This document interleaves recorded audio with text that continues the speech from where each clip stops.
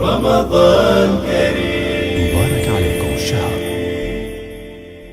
مستحاضہ عورت روزہ کیسے رکھے؟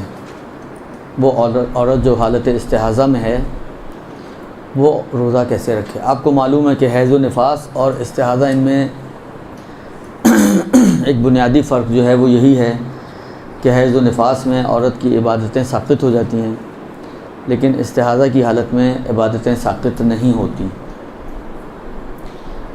اب نماز کی جب بات آتی ہے تو اس کے مختلف وظائف بیان کیے جاتے ہیں۔ پہلے کیٹیگریز کی جاتی ہیں کہ عورت یا قلیلہ ہے یا کثیرہ ہے یا متوسطہ ہے، درست؟ اور اسی کے اعتبار سے اس کے وظائف ہیں۔ قلیلہ عورت کے کچھ وظائف ہیں، متوسطہ کے اس کے اندر پلس ہو جاتا ہے ایک غسل، اور جو کثیرہ ہے اس میں پلس ہو جاتے ہیں 3 غسل، الگ نمازوں کو ملا کے پڑھے تو یہ اس طریقے سے اس کے وظائف ہیں۔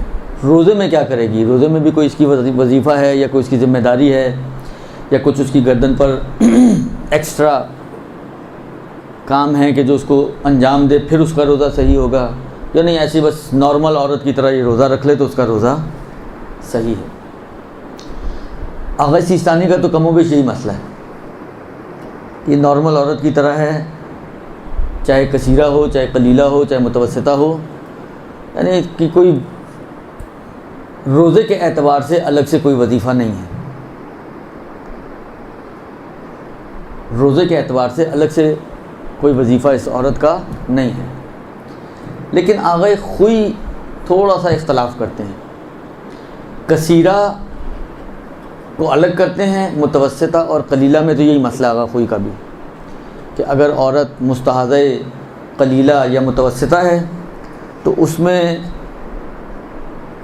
کوئی اضافی وظیفہ اس کا کچھ نہیں ہے، بس جو نماز کے ہیں بس وہی وظائف ہیں۔ روزے کے اعتبار سے حتیٰ اگر وہ فرض کریں نماز نہیں پڑھ رہی اور نماز نہ پڑھنے کی وجہ سے اس نے غسل نہیں بھی کیا تو اس کا جو متوسطہ میں ایک غسل ہوتا ہے، وہ غسل نہ کرنے سے روزے کی صحت پہ کوئی اثر نہیں پڑے گا، روزہ اس کا اپنی جگہ پر صحیح رہے گا۔ لیکن کثیرہ میں آغاز خوئی احتیاط لگاتے ہیں کہ آج کے دن کے غسل اور گزشتہ رات کا غسل احتیاط کی بنا پر یہ معتبر ہے آج کے دن کے روزے کے صحیح ہونے کے لیے۔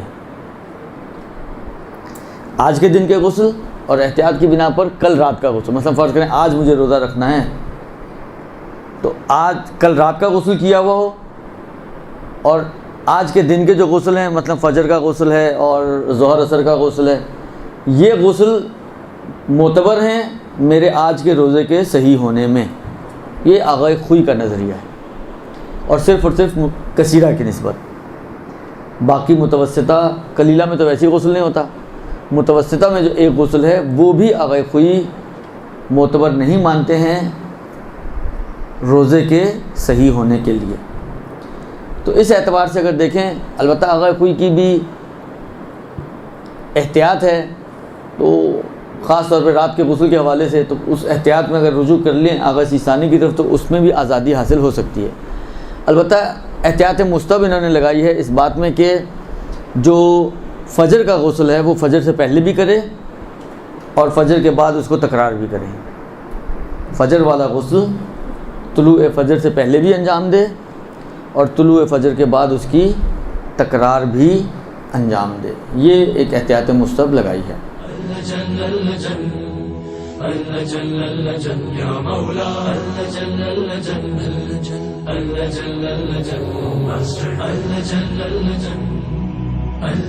يا صاحب السماء